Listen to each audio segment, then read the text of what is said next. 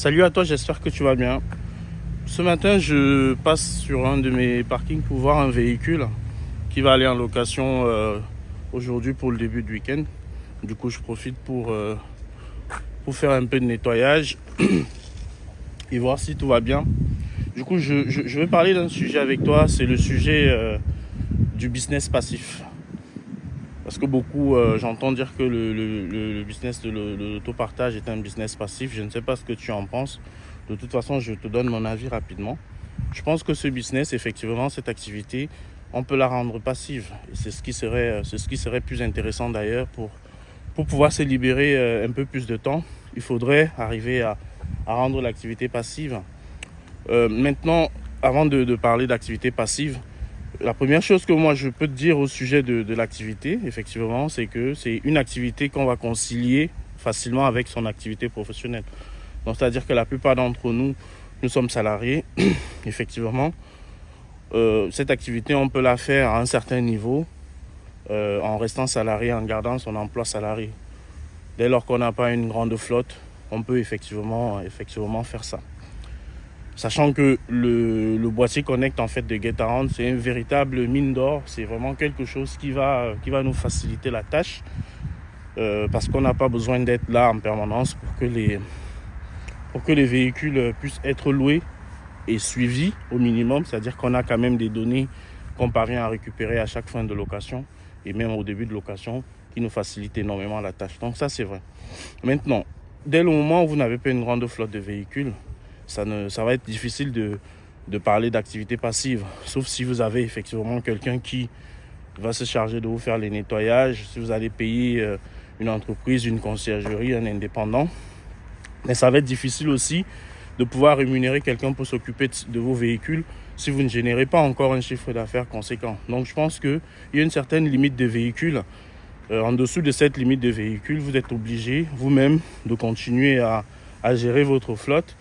Et dès lors que vous aurez un certain nombre de véhicules qui vous génèrent un certain nombre de chiffres d'affaires en fonction de ce que vous attendez, de vos objectifs à vous, vous pouvez déléguer une personne, charger quelqu'un, rémunérer une personne, une entreprise pour se charger du suivi de vos véhicules. Et vous allez être en retrait.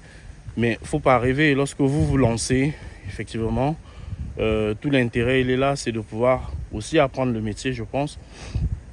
Vous êtes obligé de passer par certaines phases, par les nettoyages, par la gestion des sinistres, par les inspections, par les relances, vous allez poser une journée de RTT par-ci, une demi-journée de RTT par-là quand vous êtes salarié pour pouvoir aller gérer une panne, un sinistre, aller remorquer un véhicule accidenté, en panne.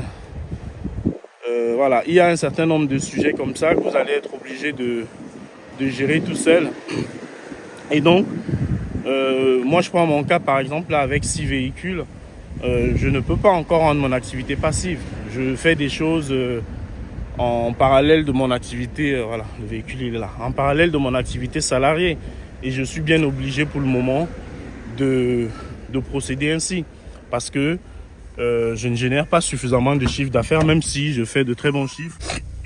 Donc je te disais que même si je fais un chiffre d'affaires qui est très correct par rapport à la flotte que j'ai, pour le moment je suis obligé de continuer à faire certaines choses moi-même. Mon activité pour le moment, elle n'est pas passive. Elle ne le sera pas avant que je n'atteigne un certain niveau au niveau de ma flotte et surtout de mon chiffre d'affaires pour que je puisse déléguer une partie ou une grosse partie ou peut-être toute la partie gestion administrative, des amendes, des relances, des problèmes techniques, les suivis kilométriques, toute la partie gestion de la flotte à une personne extérieure, à une entreprise extérieure. Mais pour le moment, je continue moi-même de faire cette partie-là. Ce n'est pas inintéressant, effectivement, parce que tu vas apprendre plein de choses aussi. Tu vas être confronté à la réalité.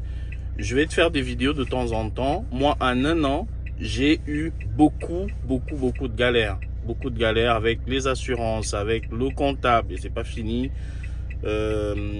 Avec beaucoup de locataires, avec un concessionnaire. Voilà, j'ai eu beaucoup de galères avec des véhicules que j'ai achetés aussi, dont j'ai été obligé d'en revendre 2 en février. Je les ai achetés en janvier, j'étais obligé de les revendre de les faire reprendre par le concessionnaire en février, donc un mois après leur achat. Ça aussi, je vais t'expliquer tout ça dans d'autres vidéos, donc abonne-toi si tu le souhaites.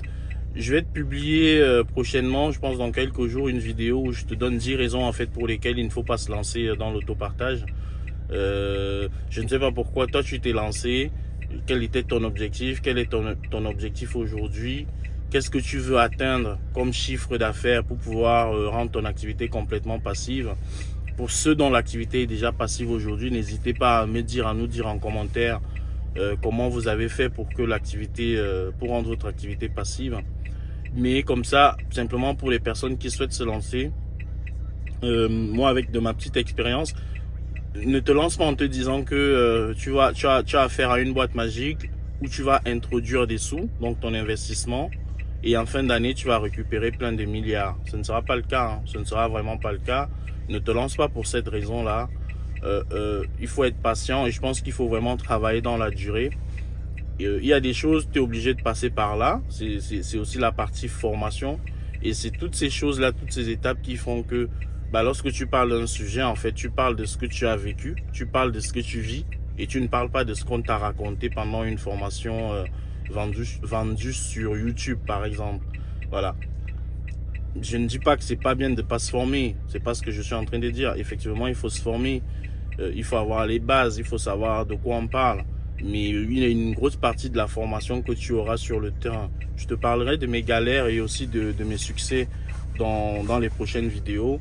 Je te montrerai peut-être ce week-end le chiffre d'affaires que j'ai fait sur le mois de mai, qui est mon meilleur mois depuis le mois de juillet de l'année dernière avec l'été et les vacances, les départs en vacances. Là, j'ai fait un excellent mois de mai qui me motive beaucoup. Et j'ai juste envie de rajouter encore des véhicules, d'augmenter ma flotte. Mais attention à comment vous achetez vos véhicules, au segment sur lequel vous vous positionnez également. Je développerai ça dans d'autres vidéos si ça t'intéresse. Pour le moment, je te souhaite une bonne journée, un bon week-end et plein de bonnes locations ce week-end. Allez, salut à toi, ciao.